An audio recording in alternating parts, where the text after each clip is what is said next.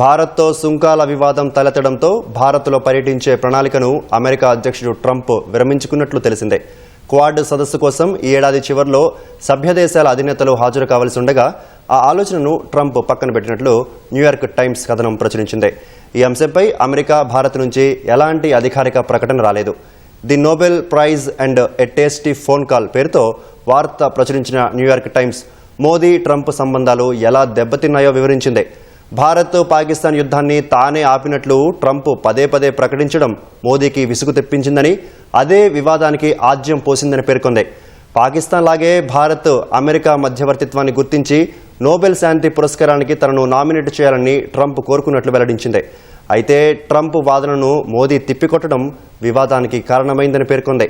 భారత్తో సుంకాల చర్చలు నిలిచిపోవడంతో ట్రంప్ మరింత నిరాశ చెందినట్లు న్యూయార్క్ టైమ్స్ వివరించింది. మోదీని సంప్రదించడానికి అనేక సార్లు ట్రంప్ ప్రయత్నించినా భారత ప్రధాని స్పందించలేదని తెలిపింది.